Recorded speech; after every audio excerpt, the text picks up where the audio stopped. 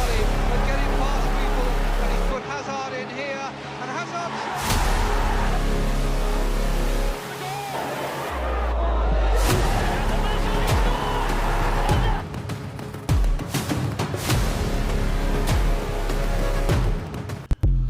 Hello, welcome back to the Perfect Pass podcast. Got another very special guest, so welcome on Micky Hazard. Hi guys, how are you? I appreciate you coming on. Thank you for coming on. No worries. So, obviously you played for Spurs, also Chelsea as well. That's the first Spurs podcast that they've ever mentioned Chelsea. Yeah, well, Let's cover all this. we like to cover it all. So, obviously I'm a Spurs fan. Ash is a City fan for his sins. Listen, it's not your fault, it's your parents. It's my granddad. Well, our granddad, should I say. But Yeah, I just went the right way in life. oh no, you know. Sometimes you take the correct path, sometimes Well, you that's take it, the you wrong know, path. that's it. You've got to congratulate your parents or your grandparents on getting one right. Yeah, It was yeah. it was the wrong path. And then we sort of like Yeah. went So, down. I did a little bit of research on you, but the internet never tells a full story. So, No. if you could just tell us a bit about yourself, your career, how you got into playing for Spurs and everything, that'd be great. Well, I'm a little boy, born and bred in Sunderland, in the northeast. Wilf Dixon, who was assistant manager at Spurs under Terry Neal, had a very good friend up there called Ken Pedeston, who was a very lovely guy, but also Wilf asked him to do a little bit of scouting for Spurs. Just a one-man band really. Oh wow. And he scouted, obviously followed the best schools Yeah. in the schools that won all the trophies, the school, then the town team and the county team. Yeah. And at the age of sort of 11, he sort of was watching me virtually every single game that I played. Oh wow. It was incredible. And then he sort of, at the time I just thought he was watching me, but little did I know he was befriending my parents. Oh right, okay. Yeah, so when the decision came to be made, he was best friends with my parents. Yeah. He'd go round our house and we'd go round his Oh, house. wow. And then when he asked me to sign for Spurs at the age of 14, because in those days you couldn't sign until you were 14 if you lived outside of an hour of a football club. Yeah. And as soon as I turned 14, he asked me to sign for Spurs, and obviously by then he was my dad's best mate. Not quite, but you know what I mean. Yeah. And sent me straight down to Tottenham with the next school holiday, and the rest sort of history really. But that's how I ended up at Spurs, which was a sort of strange route to say the least. Maybe wouldn't happen today because there's much more freedom today, I think. Yeah, definitely. But in those days it was a lot stricter and a lot tighter, and I was very fortunate because, you know, when you're the age of 14, you're sort of not really aware of what your dad's signing you up to. You have no idea. You're excited as a football club that you've watched on TV, and football players absolutely. you've seen, and managers Bill Nick, and you are sort of excited and overwhelmed by it in reality. But then by the age of 16, you've travelled down to Spurs on 4, 5, 6, 7 occasions, trained with the first team, trained with the reserve, trained with the youth team, trained with the schoolboys, and your dad's travelled down with you, so you've got a member of your family by your side. It's so easy to adapt. Living every schoolboy's dream, aren't you? Exactly, but then at 16 it all changes, and you sign YTS, which I think it was called then, or apprentice, or whatever it was called, and we're given a date where we have to report to work for the start of the new season. Okay, all right. And then the day arrives, and you've got to make your own way to the train station in Sunderland. And then you've got to make your own way on the train down to this big place called London. Then you've got to get off the train at Seven Sisters and look to catch a bus. Sorry, at King's Cross, and then the tube from King's Cross to Seven Sisters, and then the bus from Seven Sisters to White Hart Lane. And it's something that you've never ever really did before. And this big place whereby, you know, coming from a small town like Sunderland, it's a city now, but it was a town then. If I got off the train and carried 2 cases, everybody would say, "Do you need a hand, mate?" And they'd carry of course, one of the cases as far as they go. In London, I could hobble along with 34 cases, and at the time I didn't know this, but people of London are fantastic people. They really are.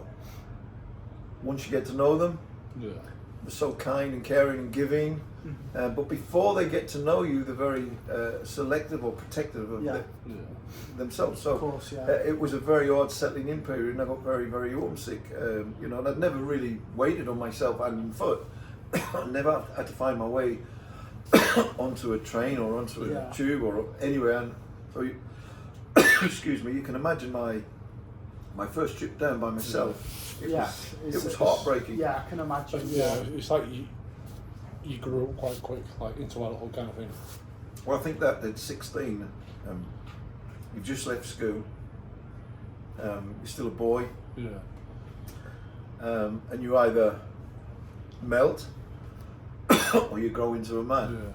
Yeah. I melted. I melted because I ran off home on 6 separate occasions. Yeah. Wow. I'd never been away from my mum, my dad, my brothers, my sisters, my aunts, my uncles, my grandparents. I'd never been away from them ever, and this was the first time. So yeah, I melted. I don't mind owning up to it. No, that's no. And I've seen many a player melt Yeah, also. I can imagine, yeah. And I can't even take the acclaim for actually returning. Yeah. That had sort of nothing to do with me. On the 6th occasion when I'd ran home, I had absolutely no intention of coming back. I couldn't face another day away from my family. Yeah. And then Tottenham rang my parents and said, look, this is the situation. We think Micky's got lots of talent. We think he can become a professional footballer. But we've reached the point whereby we've allowed him to run off 6 times. And somehow we have to stop it. No, absolutely. Yeah. So what we're going to do is we're going to sit, and I wouldn't go back at this point. They said either Micky comes back to Tottenham, and if he doesn't, excuse me, then we're going to retain his registration, which means that he can't go and join any other club until he fulfills his commitment with Spurs. Fucking hell. So they put an ultimatum down, but they followed that up with, in the meantime, what we are prepared to do for Micky to help him settle, we are going to pay for him to go home every 10th day. So every 10th day that he spends in London, he will go home after the 10th day. We will pay his train fare, his taxi fares, his food on the trains. Yeah. We will give him money to bring to you to look after him while he's at home for 5 days. So every 10th day I had 5 days at home. All paid for by Spurs, which was incredible. So of course I went back, buckled down. 10 days later, off I go to Sunderland for 5 days. Come back.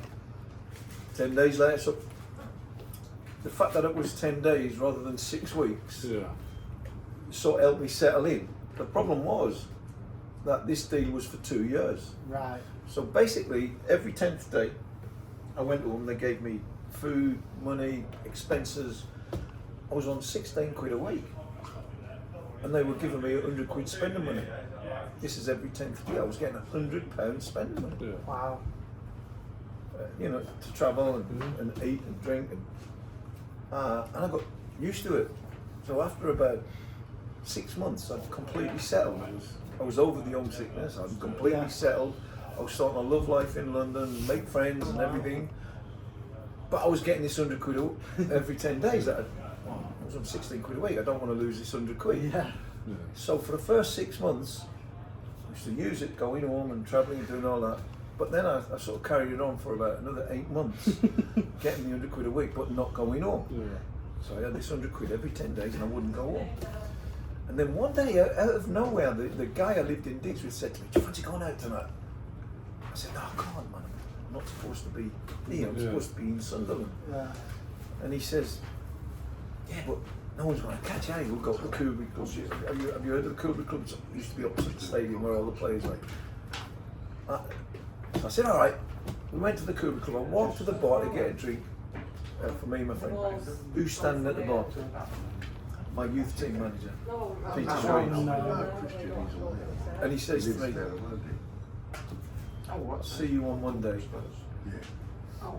On the Monday, I got called into the office. asking me what was going on, why had I claimed all this money to go to Sunderland. Oh dear. So I got in serious trouble. Yeah. So I lost the £100, unfortunately. I was more upset about losing the £100 than the rebuke off the club. I can imagine. And I've just got a quick one on this one myself because I've got a lot of respect. Do you know we've got you won playoffs with Swindon, Yeah. the Glenn Hoddle. Yeah. Like, what's like you obviously hear mixed messages about him, obviously with the Beckham situation. What was he like as a manager, like a person? As a man, I think he's a fantastic human being. As a manager, I think he was one of the most tactically gifted managers that I've ever worked with. oh wow. And he preached the game the way I see the game and how it should be played. The problem with Glenn Hoddle as a manager is he was such an incredible footballer Absolutely. that when he was a manager, he could join in training and be the best player on the team. Yeah. So, I was always taught that coaching, the best form of coaching is demonstration. So, for instance, if you want to show how to take a free kick and curl it into the top corner, if you can do it yourself and this is how I want it done, you can demonstrate it. And you see it happen, and you learn from how to do it by seeing, rather than the spoken word. The problem for Glenn was that obviously when you're playing for England as a talented footballer, there's a sort of an element of ego there. So when Glenn's doing these demonstrations and joining in the five-a-sides, and he's the best player on the pitch against the England internationals, they are thinking. So it's important as a player to recognise, hang on, this guy was a genius. He was an incredible footballer, right? I can learn so much from this guy. So rather than look at he's showing me up because he's demonstrating to me how to do a free kick. No, take the positive message instead of the negative message. The positive message is, look, guys, we can succeed, we can win, we can hit this. This is how to do it, or that's how to do it. It's not a slur on you because someone can do something better than you. Yeah, of course. I mean, I was extremely talented and gifted, but some things Glenn did, I used to stand back in awe and think, wow, God, this guy can do anything he wants to do with the ball.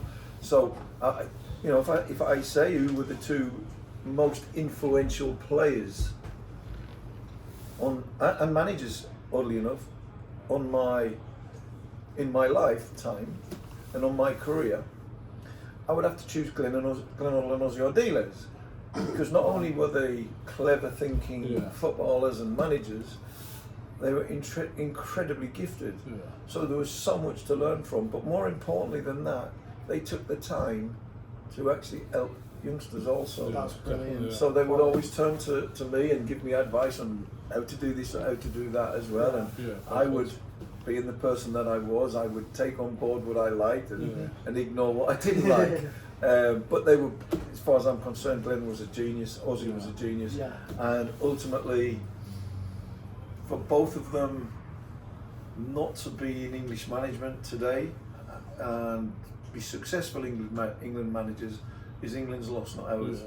And ours, sorry, not theirs, because they played the style of football that would have taken us to new levels. When we watch England play in European Championships, for instance, the quality of the football that we play is still way behind. Absolutely. In terms of the intricateness of it and the creative side of it. Hoddle and Ardiles were two players that could have instilled that in the generations that followed them, and today we could have been really benefited from it. Another thing that I've got to bring, everyone slates being a Spurs fan. You didn't win trophies. You're a man that did win a trophy with Spurs though, didn't you? Yeah, a few. So you won the... I won 2 FA Cups and a UEFA Cup. Wow. The bottom line is that there's only so many football clubs every season can win. So generally, the one that wins the league is the best team in the country. And generally, that team, if they really compete, they can win the League Cup or the FA Cup also. So that leaves sort of 2 trophies for 92 That's it, yeah. football clubs. I do It's a lot, agree, yeah. I Okay, agree. so within that, for you to be successful, you only need 1 bad game and you're out of the cup. Yeah, definitely. Yeah, so it's not easy to win a trophy. What I will say is that it gets easier. Yeah. I hope so. But for it to get easy, you've got to win the first one. That's Yeah. it, of course. Once any team gets over that line and wins a trophy, you know, I look at the Pochettino era. He had a very, very good side, capable of winning a trophy. Yeah. But they never got over the trophy. They've come close, Yeah. close. So consequently, the more closeness, or the closer you get to winning a trophy, but fail, Yeah. the more it impacts on your mindset, the psychology of your mind, and you start to think, are we good enough to get over the line? Yeah. But once you've got over the line, you've proved we can get over that final Yeah. obstacle, and we can win a trophy. The second, the third, the fourth, the fifth, they just come so much easier because you've proved to yourself, I can do it. Yeah. Yeah, just a couple. So we've got a couple of questions. Yeah, and just a then couple we'll- of questions. So first one, best moment in your career? You've got a couple. There's 3 moments that I treasure with all my heart, outside of the birth of my children and the birth of my grandchildren.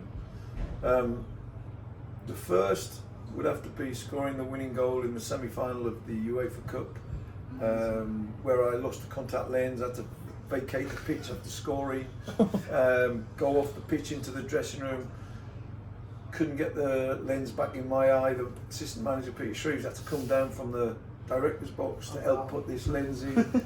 Eventually, after 5 or 6 minutes, remember we're playing with 10 minutes, men at this point, and I had to walk back out into the stadium. I've just scored the goal that eventually put us into the UEFA Cup final. Wow.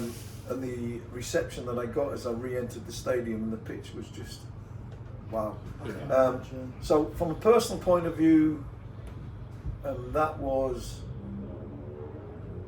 as good as anything in my playing career that I ever experienced. I can From imagine. a team point of view, the UEFA Cup final, played in the FA Cup final and what have you, and of course schoolboy dreams. Yeah. Absolutely. You didn't dream of winning the UEFA Cup or any European trophy when you were a kid. You dreamt of the FA Cup. Of course, yes. Because that was so big in our younger days. So winning that was magical, but to win it, the UEFA Cup, White Hart Lane, the way that we won it, in Berkshaw's last ever game for the club, Wow. it was just like nothing you could ever write. It was almost like when Keith decided he was resigning, Yeah. the script was written. It was like the script came from above, and it was just written in the stars. And of course, and also the week that we won it was an amazing week. I'd been picked for the full England squad. 3 days after the UEFA Cup final, was sub at Hampden Park for the full England team, and it was wow. I mean, like stuff that dreams of. But the most important, the bestest memory, and the most heartwarming memory, the one that today still brings me chills and goosebumps every time I think about it, was the finale. You know, when people say, what? How can you put the finale ahead of winning the UEFA Cup? How can you put the finale winning? Because there's a bigger picture. There's always a bigger picture than, you know, we win a cup final. Brilliant. It's fantastic. It's fantastic for the club, fantastic for you, fantastic for the players. But there's a bigger picture in everything that you ever achieve or do. And when we turn up at the finale, we play Man United in the last ever game at that magical stadium, White Hart Lane, the stadium where my whole career was played. The memories that I have to this day of that stadium and the games and the goals, and it's second to none. So suddenly it's been taken away, it's been knocked down and rebuilt, and then I'm turning up on the day. I'm in the lounge where there's a meal. 49 fellow professionals that had played for Spurs throughout different eras, 60s, the 70s, the 80s. I mean, it was just like, oh wow. Wow. And I'm standing there looking at them. I'm a little backstreet boy from Sunderland. Of course, yeah. And I'm looking around this place, and I'm sharing the room with some of the like greatest players that's ever played for Spurs. And then we're going down into the tunnel after the game. We won the game, which added to the occasion. Yes, of course, yeah. We're going down into the tunnel. I'm standing in the tunnel, and I've got David Ginola standing in front of me. It's David Ginola, then Micky Hazard, and standing behind me I've got Glenn Hoddle. Yeah. Wow. Two unbelievable footballers. Absolutely, yeah. But to this day, I really never dreamt that when Spurs did that lineup, they would put Ginola, Hazard, and Hoddle as three in a row. Why would they choose the three best looking Spurs players ever? Why would they do that? But it was funny because I followed Ginola. Ginola's gone out and he's got a video, he's got his telephone videoing himself as he's walking out. Yeah. And the fans are singing his name and all that. And I'm standing there laughing and I'm thinking to myself, please let the fans remember who I am. please let them remember me, because if I walk out there nobody remembers me and I don't get a song and a sing. Yeah. And I'm going out there and I'm excited, I'm buzzing, it's an occasion that's made in heaven. Yeah. I'm walking out and the fans are going crazy at every name, and I'm walking out and I'm full of apprehension, and I'm standing there watching Ginola, and then my name gets called out. I go out and then I can hear Yedo, and then one Micky Hazard. I'm like, thank God. Yeah, that's quality. But what made it? And then the two things that completed the whole day for me. Two things. I was standing on the pitch singing "Can't Smile Without You," one of my favourite songs. It became a Spurs song, and then all of a sudden the God, absolutely, he decided on that day,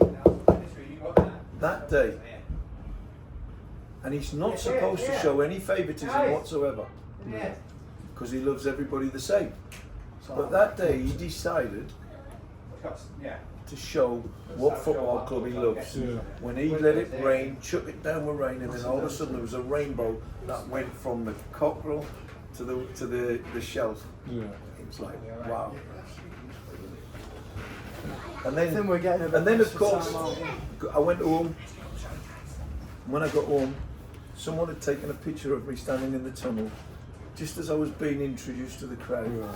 And the look on my face in this picture, and above my picture, he'd put an heading. If pride had a face, and then I was below it. And every time I say that, I get a lump in my throat. I get goosebumps, because that's amazing. Tottenham Hotspur Football Club was my life. That's perfect. And then for someone to describe that moment that I'm standing waiting to be introduced to the crowd. Of course. Wow. It just completed my whole day. It was amazing. No, that's perfect. I think that's a great way to end it as well, because like I say, you just... I mean, we did have a few more questions, but to be fair, you have given me goosebumps, to be fair. I know, And my hairs are standing up. That was perfect, honestly. Thank you so much for coming on, Micky. It's been an absolute pleasure to have you on. Just next time, can you come to me? Because this is like a 4.5 hour journey. Next time we'll come to you, definitely. Thank you so much for coming on. Pleasure, guys. Cheers, thank you.